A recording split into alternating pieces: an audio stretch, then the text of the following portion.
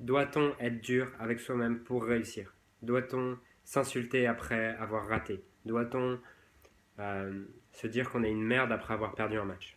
Salut, c'est Julien de Mental d'Acier. Et dans cette vidéo, j'aimerais répondre à ces questions et surtout casser des mythes qui ont été installés dans le sport de haut niveau par des façons d'entraîner à l'ancienne et qui au final détruisent les joueurs. Ce matin, j'étais en coaching avec un joueur qui fait partie des meilleurs joueurs français de sa catégorie d'âge et il me disait ouais, je suis trop dur avec moi-même parce que j'ai envie de gagner.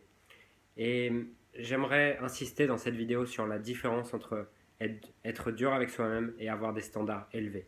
C'est pas du tout pareil. Et d'ailleurs, les champions, les gens qui réussissent, ont des standards élevés mais ne sont pas forcément durs avec eux-mêmes.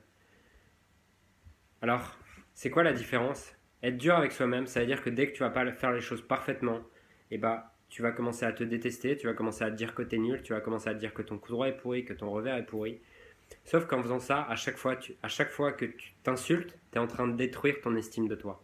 Tu es en train de détruire ta confiance en toi. Il ne faut pas s'étonner que derrière, au bout d'un an, tu te plaignes de manquer de confiance. Puisque à te répéter tous les jours que tu es nul, comment veux-tu avoir confiance en toi? Comment veux-tu t'aimer? Comment veux-tu espérer te sentir bien?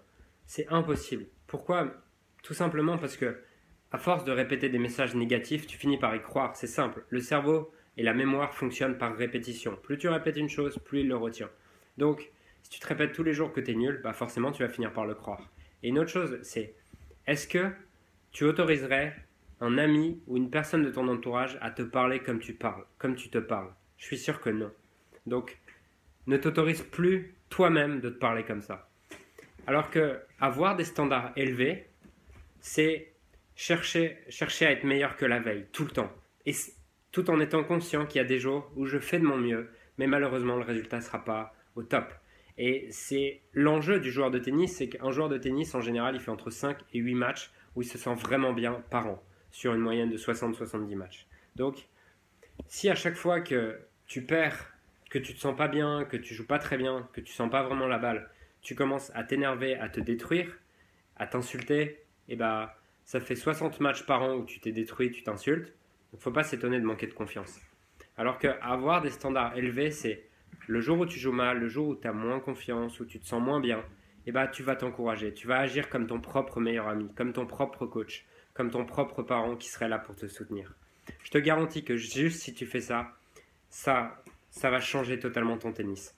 Et la plupart des joueurs de tennis ont un dialogue interne négatif et comprennent pas comment le changer.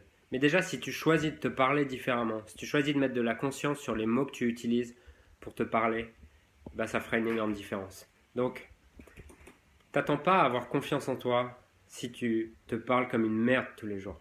Et j'emploie des mots volontairement comme ça pour que tu comprennes que chaque fois que tu te dis que tu es nul, chaque fois que tu te dis que les efforts que tu fais ils servent à rien, chaque fois que tu te dis que t'as pas le droit de perdre, en fait, tu te considères comme une merde. Puisque même toi, tu ne parlerais pas à quelqu'un comme ça. Donc, choisis aujourd'hui de t'honorer. Choisis aujourd'hui de te parler comme si tu étais ton propre coach, ton propre parent bienveillant. Et tu vas voir que ça va faire une énorme différence dans ton estime de toi. Donc, c'est un fantasme d'attendre des nouveaux résultats en faisant toujours la même chose. Ce que disait Einstein, la folie, c'est d'espérer des nouveaux résultats en faisant toujours la même chose. Donc si ça fait plusieurs mois, plusieurs années, depuis que tu as commencé le tennis, que tu te parles comme une merde, choisis, prends cette putain de décision aujourd'hui, de te dire, à partir d'aujourd'hui, je choisis de me parler comme j'aimerais qu'on me parle. Je choisis de me parler d'une façon qui me permet d'élever ma confiance, qui me permet de m'aimer davantage, qui me permet de me sentir mieux, qui me permet de me sentir bien avec moi-même. Et en faisant ça, tu vas voir que ça va faire une énorme différence dans ton tennis et dans ta vie. Donc voilà, si tu penses que cette vidéo peut servir à d'autres personnes, si tu connais des joueurs qui se parlent mal, qui n'arrêtent pas de s'insulter, de se plaindre, de se critiquer, partage-leur cette vidéo s'il te plaît. Et dis-moi en commentaire ce que tu penses de cette vidéo. Je te dis à très vite pour une prochaine vidéo. Ciao.